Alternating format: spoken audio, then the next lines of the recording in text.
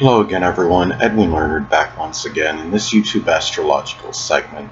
I should say, oh, sorry, let me be kind and rewind. This likely a YouTube shadow band astrological segment. I'm going to be talking about Mercury square or opposition the black moon Lilith in a natal chart. Now, some of you may remember when I first started my YouTube astrology channel, I did a series on the aspects in a natal chart, and they're a little bit concise. And some people may have referred to them as snappy, so what I decided to do is make another series on them in which the videos would be a little bit longer and more descriptive. So anyway, first thing up is, if you have either of these aspects in a natal chart, there may be difficulty in terms of communicating, which is Mercury, about what you have, that obsession and that passion, which is the black moon Lilith force. So the thing about this is, now let's say, the black moon Lilith is in Aquarius as an example.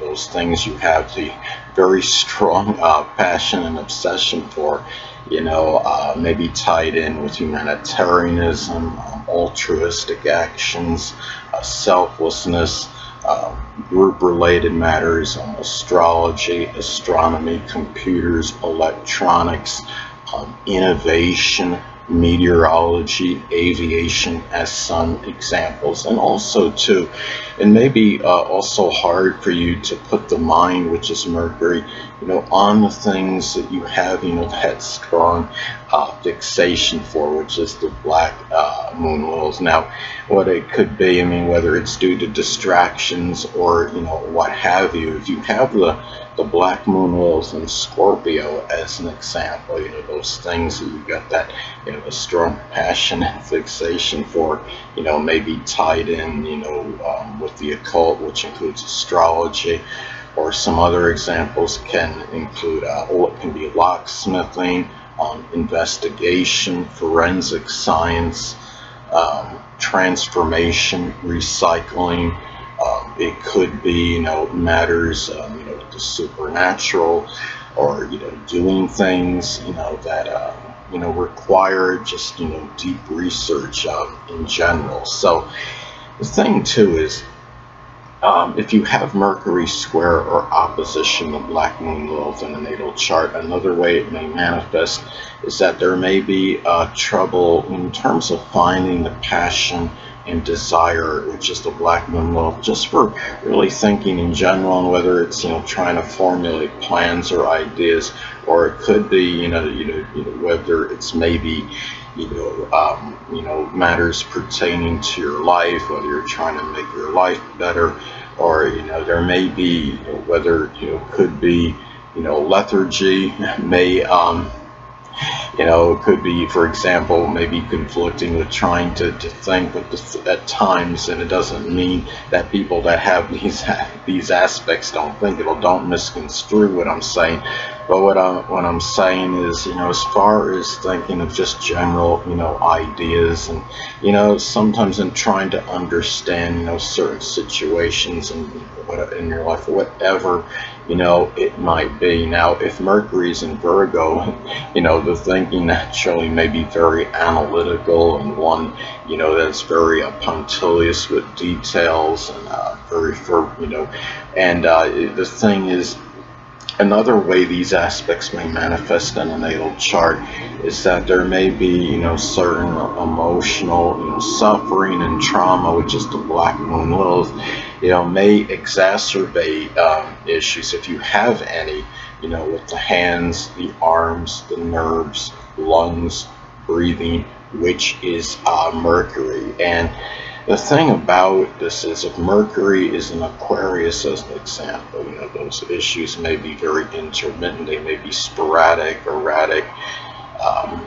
If Mercury is in Aries as another example, it could be sharpshooting, type pains that one may get. So Mercury in Taurus can be more persistent, stubborn, and enduring, as some examples. And also too, Mercury square or opposition the black moon Lilith in the natal chart may also be expressed in, where it may be inauspicious for short journeys, which is Mercury, to those that play a provocative role in one's life, which is the black moon Lilith. And The thing is, if the black moon Lilith, say, is in Pisces, as an example, those people that play a provocative role in one's life, and you know, whether it's going to the people's homes, or whether it's businesses these people are located. This, they may either be one or more, may be a Pisces sun or ascendant person, or embody the characteristics of the sign. It could be, those that are very, compassionate, altruistic, sacrificing, forgiving, intuitive. Um, could also be, people that are, it could be gullible, overly idealistic, unrealistic, as some examples. Let's say if, and when I say, let me go back to, as far as, why would it be inauspicious for short journeys, to those that may play a provocative or prominent role in one's life. It's not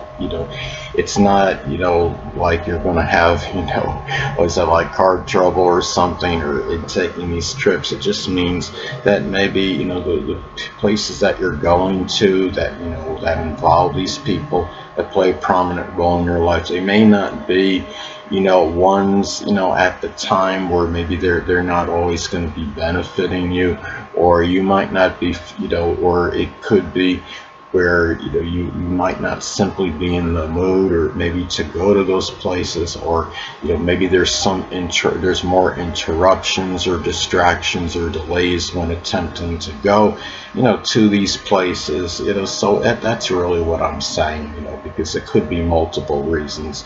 Now, another thing too is that these aspects may not be favorable, in terms of, like, if you're thinking about, the negative manifestation, the dark side of the BML placement.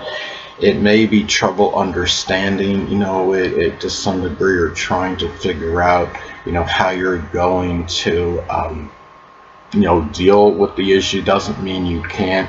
If you know your black moon Lilith placement, you could understand it by knowing, the placement, the position of it, and that's what you can do in terms of, dealing with the issue. But the thing is, if you're thinking about this might even cause, some kind of, more issues, or, whether it could be anxiety or what have you. Yes, you need to, it's more about, important just to remember, if you have these aspects, to try to, figure out, what are you going to do about it, instead of just, necessarily thinking about it, where it could cause, a lot of worry, possibly, and some, more upsetment. And that's really what I'm saying, in terms of it not, being favorable or auspicious for thinking about the placement, because it can cause, more mental distractions than you may, really desire. If the, let's say, if the black moon Lilith is in Aries, as an example,